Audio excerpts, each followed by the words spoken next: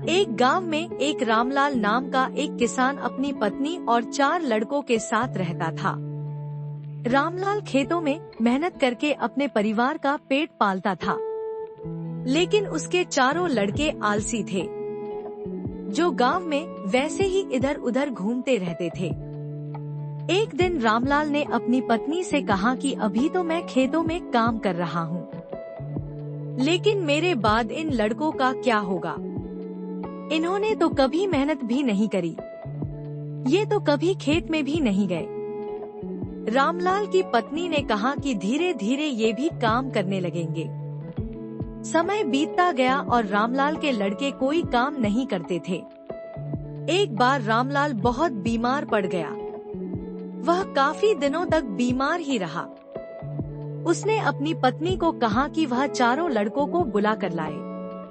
उसकी पत्नी चारों लड़कों को बुला कर लाई। रामलाल ने कहा, लगता है कि अब मैं ज्यादा दिनों तक जिंदा नहीं रहूंगा। रामलाल को चिंता थी कि उसके जाने के बाद उसके बेटों का क्या होगा। इसलिए उसने कहा, बेटो, मैंने अपने जीवन में जो भी कुछ कमाया है वह खजाना अपने खेतों के नीचे दबा रखा है। मेरे बाद तुम उसमें से खजाना निकालकर आपस में बांट लेना। यह बात सुनकर चारों लड़के खुश हो गए। कुछ समय बाद रामलाल की मृत्यु हो गई। रामलाल की मृत्यु के कुछ दिनों बाद उसके लड़के खेत में दबा खजाना निकालने गए।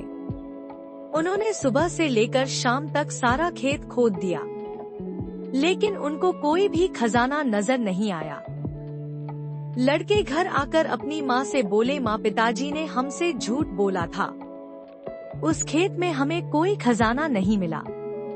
उसकी माँ ने बताया कि तुम्हारे पिताजी ने जीवन में यही घर और खेत ही कमाया है, लेकिन अब तुमने खेत खोद ही दिया है तो उसमें बीज बो दो।